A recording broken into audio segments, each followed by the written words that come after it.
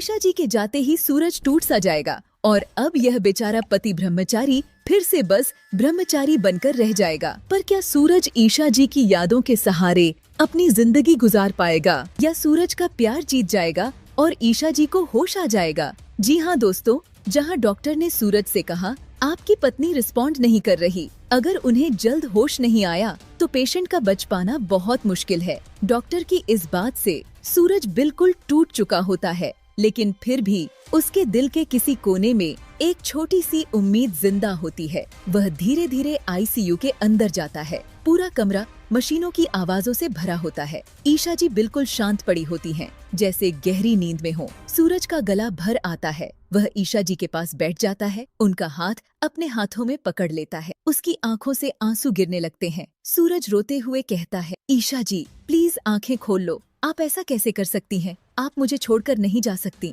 मैं मानता हूँ मैंने गलती की, बहुत बड़ी गलती की, पर प्लीज एक बार उठ जाओ। सूरज का रोना और तेज हो जाता है। अगर आप होश में आ जाएंगी ना तो मैं आपके लिए IAS जरूर बनूंगा। आप जो कहेंगी मैं वही करूंगा। कभी आपसे झगड़ा नहीं करूंगा, कभी आपसे नजर नहीं फेरूंगा। आप ही मेरी जिंदगी हो ईशा जी, प्लीज आंखें खोल लो। जैसे ही सूरज ये कहता है, अचानक ईशा जी की पलकें हल्की सी हिलती हैं। धीरे धीरे उनकी आंखें खुल जाती हैं। आईसीयू में सूरज के साथ खड़े घर वालों के चेहरों पर खुशी की लहर दौड़ जाती है। पापा जी की आंखों में आंसू आ जाते हैं। दाइमा हाथ जोड़कर भगवान का शुक्रिया अदा करती है। सूरज खुशी से चीख पड़ता है, ईशा जी आप उठ गईं। देखा मैं यही हूँ। लेकिन अगले ही पल सब कुछ बदल जाता है। जैसे ही ईशा जी अपनी आंखों से सूरज का चेहरा देखती हैं, उनकी आंखों में अजीब सा डर आ जाता है। उनकी सांस अचानक तेज हो जाती है। हार्ट मॉनिटर पर बीपिंग की आवाज और तेज हो जाती है।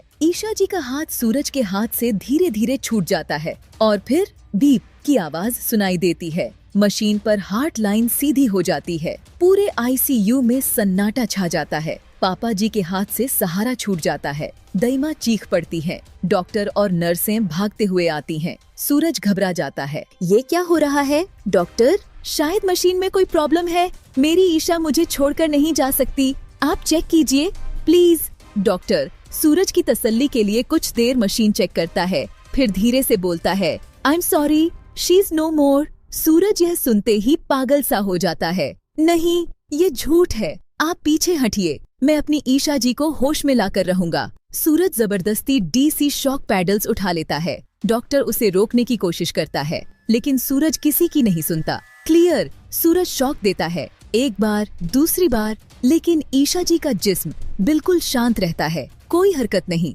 डॉक्टर भारी आवाज में कहता है, बस कीजिए सूरज, अब बहुत हो चुका। सूरज के हाथ कांप जाते हैं। पैडल्स नीचे गिर जाते हैं। वह टूटकर ईशा जी के गले लग जाता है। फूट फूट कर रोता है, ईशा जी उठ जाओ ना। देखो मैंने आपके लिए सब कुछ मान लिया, अब तो उठ जाओ। आप मुझे अकेला कैसे छोड़ सकती हो?